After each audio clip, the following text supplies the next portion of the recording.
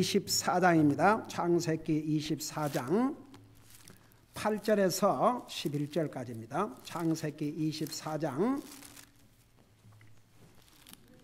출애굽기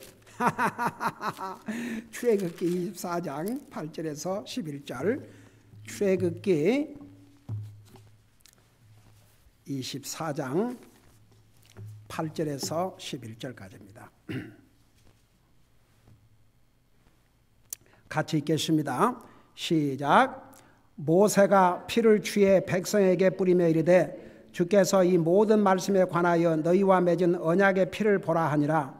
그때에 모세와 아론과 나답과 아비후와 이스라엘의 장로 70명이 올라가서 이스라엘의 하나님을 보니 그분의 발밑은 마치 사파이아 돌로 포장한 듯하고 청명한 하늘의 실체 같더라.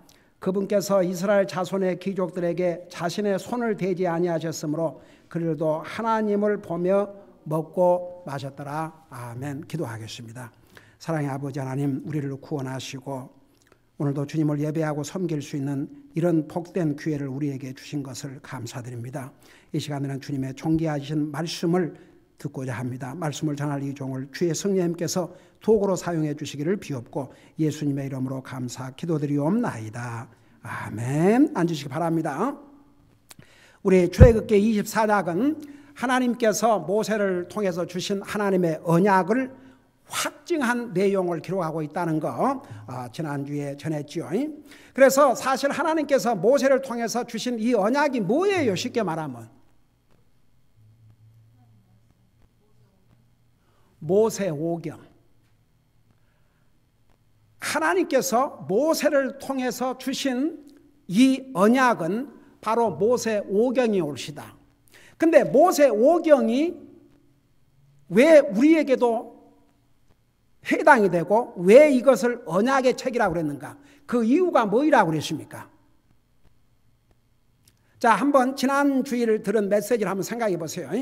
여러분, 모세오경을 하나님의 언약이라고 그랬습니다. 모세를 통해서 이스라엘 백성들에게 주신 하나님의 언약인데 왜 그것이 우리에게도 해당되는 하나님의 언약이냐 이겁니다. 아멘. 그 언약 속에는 우리 인류의 구속에 대한 약속이 있기 때문에 바로 그 약속대로 예수님께서 오셔서 우리가 구원받지 않았습니까? 그러니까 보세요. 모세오경을 언약의 책이라고 그랬는데 그 언약의 책은 나와 여러분에게도 주신 하나님의 언약이 올시다. 아주 확실한 언약, 변치 않는 언약이 올시다. 여러분 보세요. 우리가 세상의 약속은 왜 그래서 이 하나님이 주신 말씀을 하나님의 언약이라고 했느냐?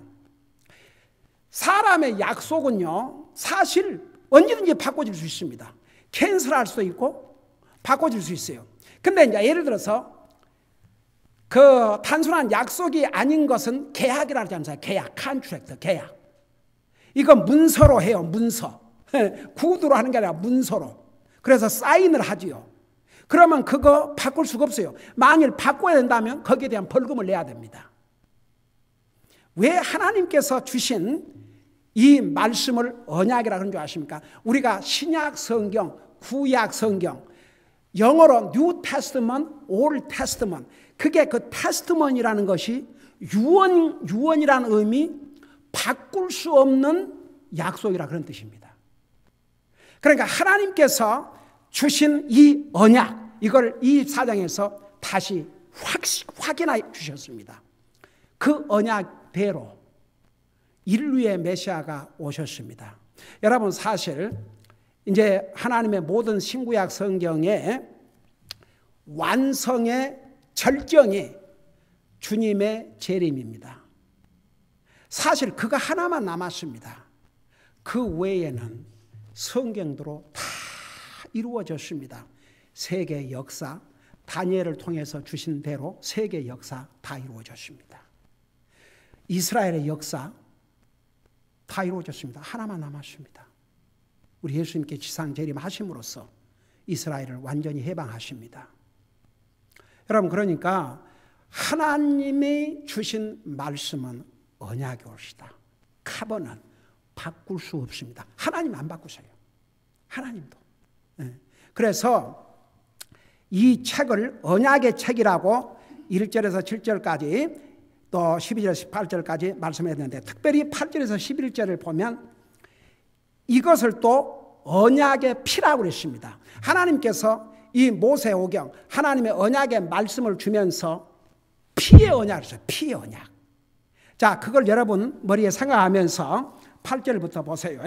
모세가 피를 취해 백성에게 뿌리며 이르되 주께서 이 모든 말씀에 관하여 너희와 맺은 언약의 피를 보라. 여러분, 세상에서 그러지 않습니까?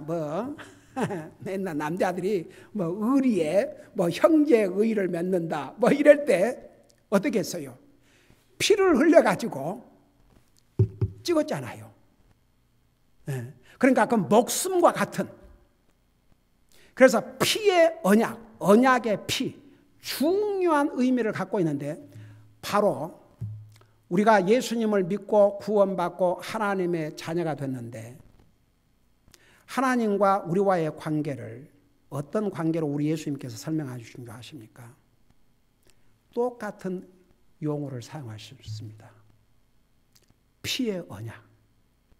우리 예수님께서 십자가에 돌아가시기 전에 유월절 만찬을 하시면서 먼저 빵을 떼시고 이것은 내 몸이니, 너의 죄를 위해서 찢긴 내 몸이니, 그 다음에 잔을 들어 주시면서 이 잔은 우리를 위해서 흘린 피라고 그랬습니다. 아주 중요한 의미가 있습니다. 이것을 지금 미리 보여주신 것입니다.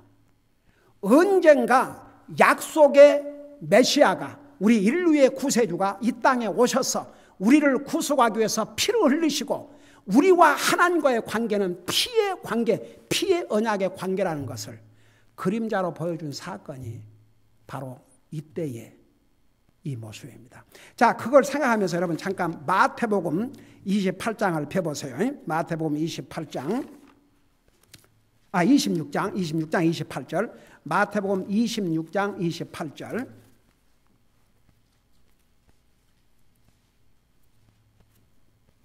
마태복음 26장 28절에 옵시다. 자, 우리 거기 보면 이런 말씀이 있습니다. 마태복음 26장 28절. 26절부터 내가 읽고 설명할게요. 그들이 먹을 때, 지금 6월절 만찬을 하고 있습니다. 예수님께서 빵을 집으사 그것을 축복하시고 떼어 제자들에게 주시며 이르시되, 저는 이 말씀을 볼 때마다 하나님이신 예수님도 빵을 그냥 주시면서 먹으라고 그랬어요? 뭐라 그랬어요? 축복했다고 그랬어요. 기도하셨다고 말입니다.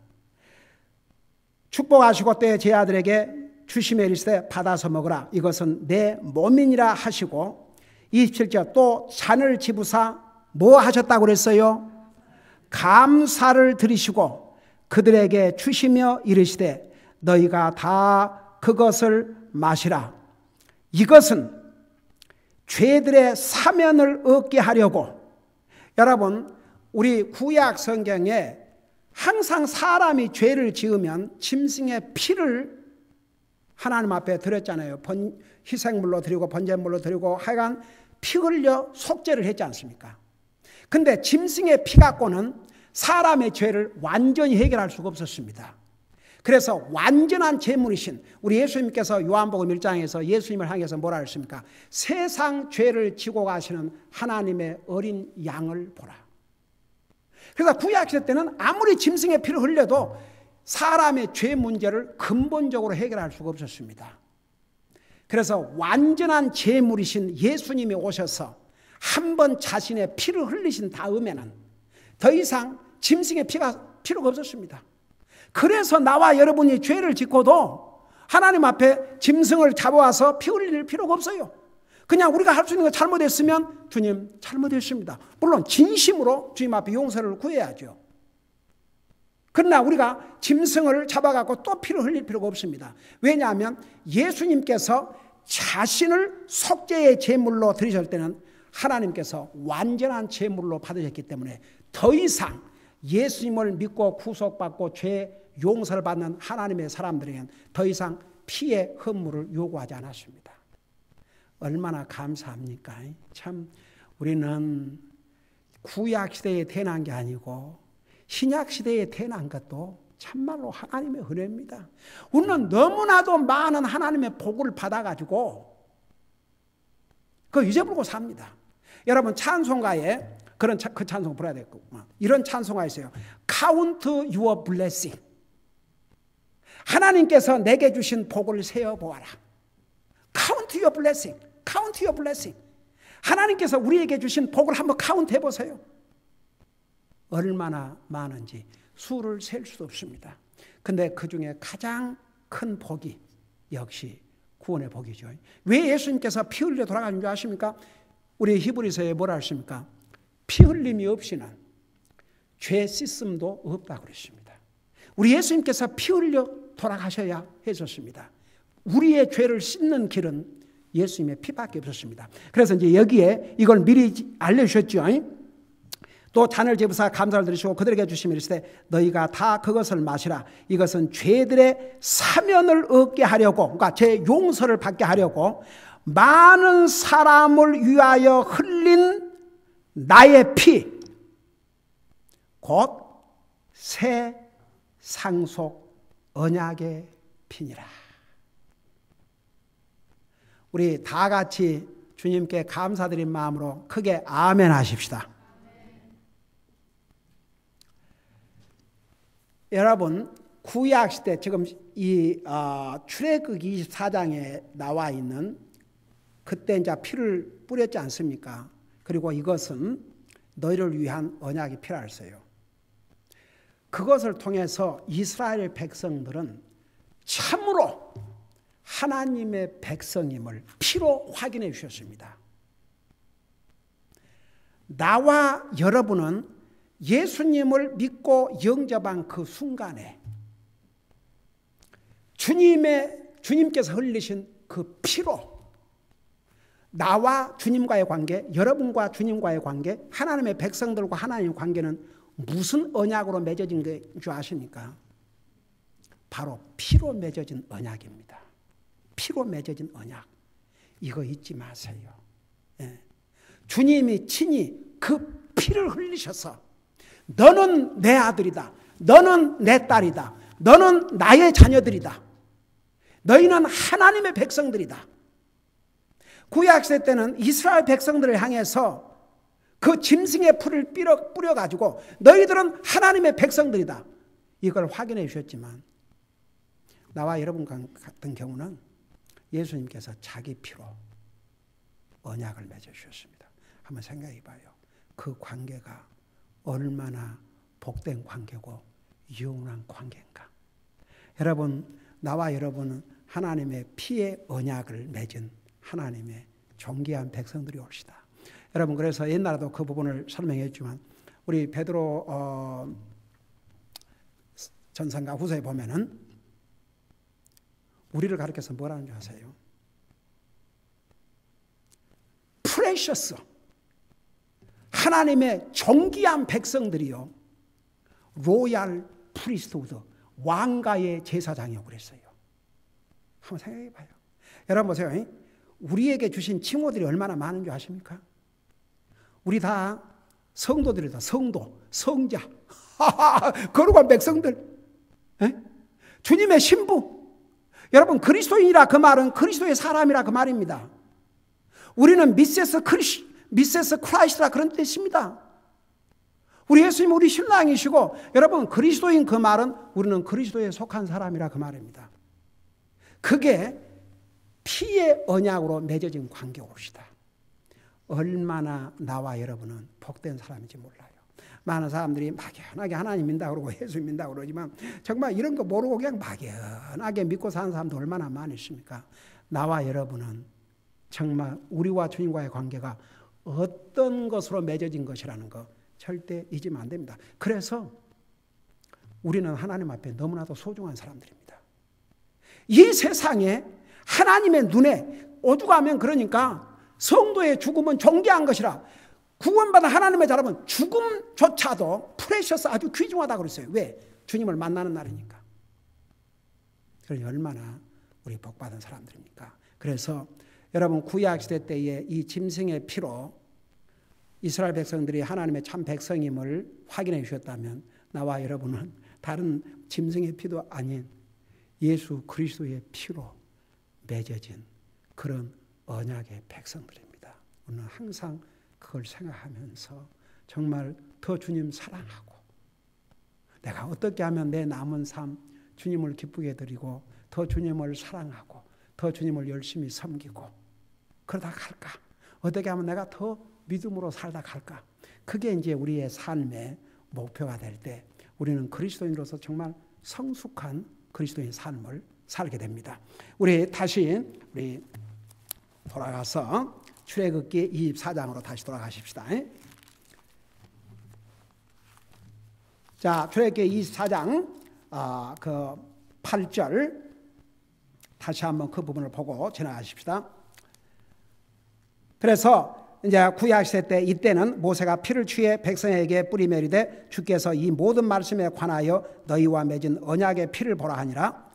그렇고 그때에 모세와 아론과 나답과 아비후와 이스라엘 장로 70명이 올라가서 이스라엘 하나님을 보니 그분의 발밑은 마치 사파이아 돌로 포장한 듯하고 청명한 하늘의 실체가 더라. 자, 여러분 보세요. 여기에 사람들이 신이신 하나님을 보았다 그랬거든요. 어떤 하나님을 본 것 같아요?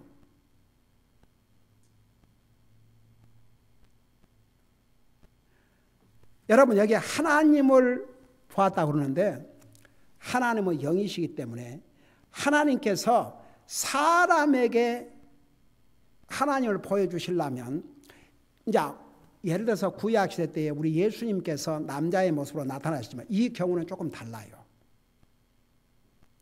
하나님의 모습을 어떻게 보이냐, 이렇게 보여줬어요.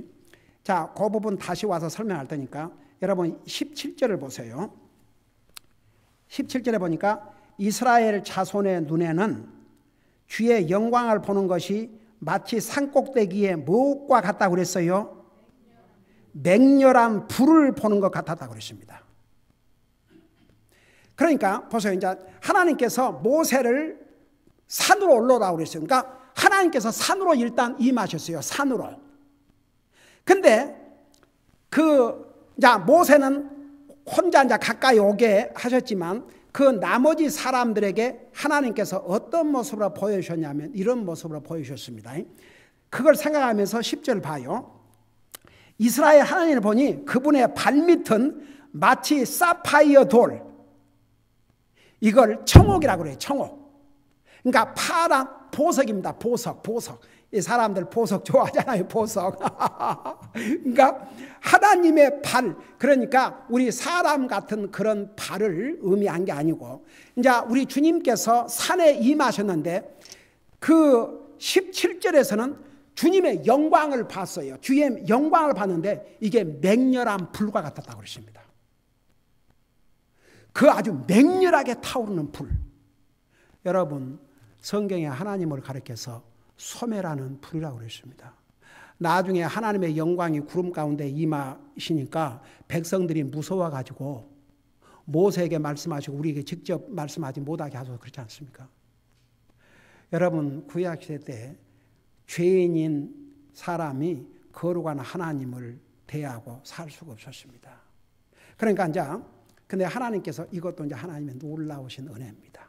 하나님의 은혜와 자비를 베풀어 주셨다면 살 수가 없어요. 근데 하나님을 어떤 모습으로 보게 하셨냐 그러면 이제 9절에 보면 이스라엘 하나님을 보니 그분의 발밑은 마치 사파이어 돌로 포장한다고 청명한 하늘의 실체 같더라. 그러니까 저 높은 산에 이제 하나님께서 그러니까 그런 모형으로 여기 불처럼 나타나셨잖아요. 그 불처럼 나타나는데 그 밑에는 위에는 불이 타고 있는데 그 밑에는 사파이어, 청옥, 그리고 아주 파란 하늘과 같은 것이, 한번 상상을 해보세요. 그 산에 맹렬한 불꽃이 타오르는데 그 밑에는 그 돌은 돌인데 새파란 돌이고 그 다음에 파란 하늘의 실체같이 전개되는 거예요. 그러니까 그 모습이 어울려져 가지고 얼마나 아름다운지. 제가 이 사파이어 그 보석을 한번 찾아봤어요. 그 보석을 찾아보니까 아이고야, 그 사파이어라고 하는 그 보석에는 얼마나 많은 색깔들이 많이 들어가 있는지 몰라요. 다 믹스가 돼 있어요.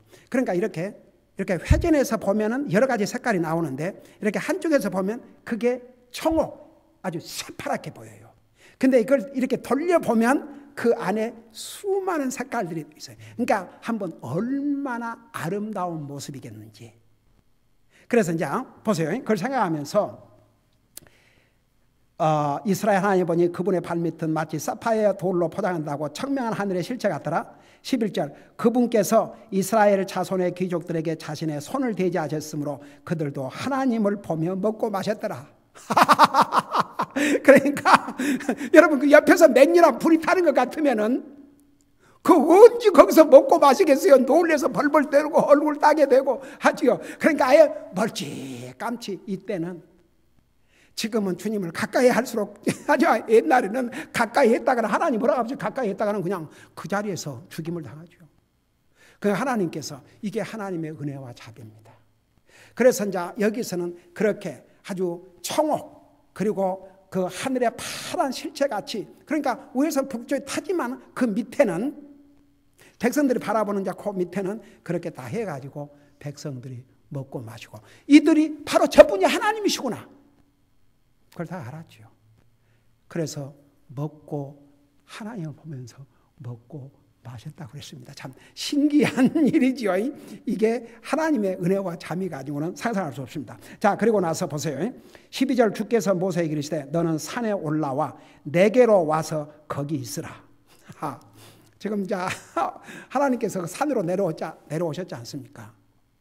모세에게 너는 이 산으로 와서 내게로 와서 그랬어요. 내게로 와서. 그러니까 하나님 앞에 가장 가까이 접근할 수 있는 데까지 와서 거기 있으라 그랬습니다.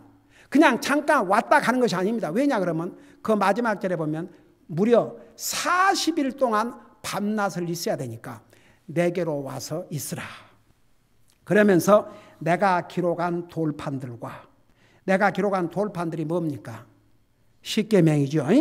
그리고 율법과 명령들을 내게 주리니 그러니까 모든 모세 오경들 주리니 이것은 내가 그들을 가르치게 하려 함이라 하시며 그래서 하나님께서 이제 모세 오경 이제 모세를 통해서 기록했지만 십계명은 하나님 직접 기록해 주셨고 하나님께서 다 창세기, 출애굽기, 레위기, 민수기 이런 거 다 이제 아직 주지 못한 거 나중에 다 주시고 결국 이제 모세 오경을 완성해서 주신 분이 우리 하나님이십시다.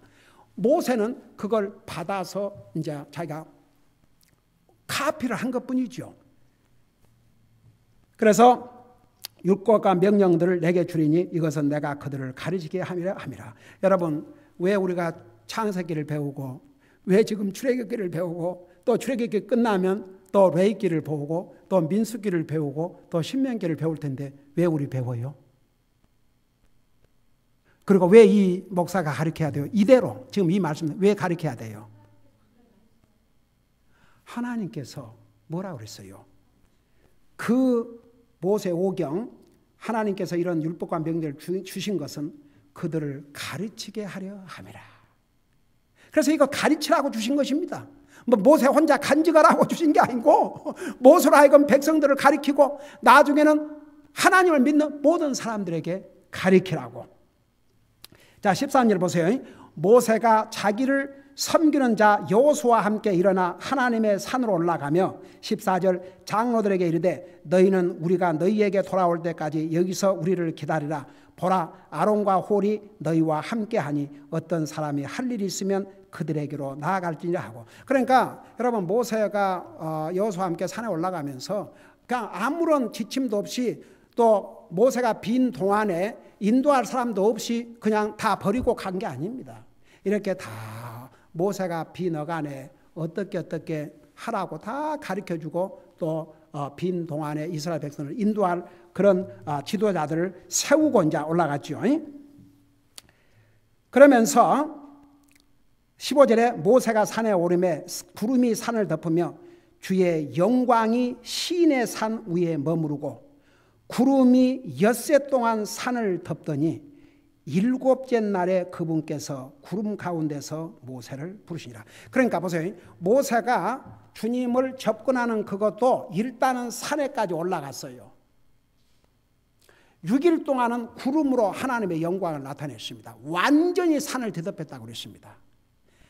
그러니까 모세도 하나님을 더 가까이 가기 전에 자기를 준비를 해야 되니까 일곱째 날에 여기에 일곱째 날에 그분께서 구름 가운데서 다시 이제 모세를 부르시니라. 근데 그 모습을 17절에 보니까 이스라엘 자손의 눈에는 주의 영광을 보는 것이 마치 산꼭대기에 맹렬한 불을 보는 것 같았다 그랬습니다. 네. 하나님의 은혜가 아니면 어떻게 그걸 보고 두려워하지 않겠습니까? 하나님께서 은혜와 자비를 베풀어 주셔서 두 가지 이렇게 하나님의 발밑은 그렇게 보여주시고 밑에서 이제 멀리 산꼭대기를 보니까 하나님의 영광, 그걸 하나님의 영광이라고 했습니다. 맹렬한 불꽃 같다고 그랬죠. 그리고 모세는 구름 가운데로 들어가. 그러니까 아마도 이제 그 모세가 밑에서 있던 백성들이 모세가 산을 올라가는 부분은 다 보았지만 그 구름이 너무 짙어가지고 하나님을 바로 하나님의 영광 바로 가까이 접근한 그곳은 볼 수 없도록 구름으로 이렇게 덮었어요. 그래서 구름 가운데로 들어가 산 위로 올라갔으며 밤낮 40일을 산에 있었더라. 밤낮이라고 그랬습니다. 그러니까 40일 동안 우리가 다른 데 보면 물도 마시지 않고 빵도 먹지 않고 40일을 먹지도 아니하고 마시도 아니하고 물론 잠도 못 잤겠죠. 그래서 주님의 계시를 다 이렇게 받았습니다. 그래서 여러분 우리가 이런 내용으로 잠깐 기도하는 시간을 갖겠습니다. 여러분 지금은 예수 그리스도를 통해서 언제든지 누구를 통해서가 아니고 주님에게 직접 나갈 수 있는 이런 어마어마한 복을 우리에게 주셨습니다. 지금은요 하나님께서 지난주에도 잠깐 얘기했지만 하나님을 가까이 하라 그러지 않습니까? 하나님께 가까이 나가라 그러지 않습니까? 이때는 아니었어요. 오늘 우리에게 이런 특혜를 주신 게 얼마나 하나님의 은혜입니까? 그리고 나와 여러분, 우리와 하나님과의 관계는 피로 맺어진 관계입니다. 영원한 관계입니다. 그렇기 때문에 우리는 주님에게 특별한 백성들입니다. 주님, 나 같은 죄인을 구원하여 주님의 피로 나의 모든 죄를 씻어주시고 주님과의 관계를 피로 맺어주신 거 너무나 감사드립니다. 나에게 이런 복을 주신 거 너무나 감사드립니다. 제가 주님에게 어떤 의미를 갖고 있다는 거 오늘 이 말씀을 통해서 다시 깨달았습니다. 이 주님이 나에게도 이런 소중한 분이 되도록 항상 그 주님을 가장 소중히 여기고 살 수 있도록 저를 인도해 주시옵소서. 이런 마음으로 우리 잠깐 기도하는 시간을 갖겠습니다. 기도하십시다.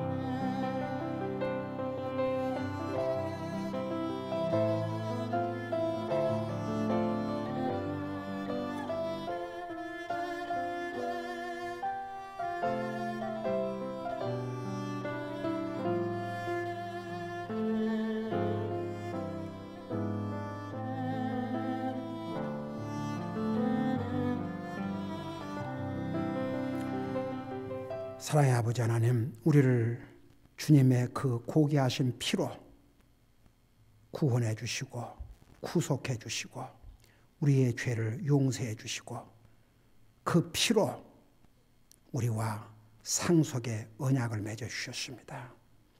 우리는 피의 언약의 하나님의 자녀들인 거 잊지 말게 하여 주시옵시고 우리가 주님에게 그토록 소중하고 귀한 하나님의 자녀이듯이 주님도 우리에게 항상 가장 소중한 분이 되게 하시고 더욱 주님을 가까이 하고 살게 하여 주시옵시고 우리의 삶의 목표가 이 주님을 위해서 살고자 하는 것이 우리의 삶의 목표가 되게 하여 주시옵소서.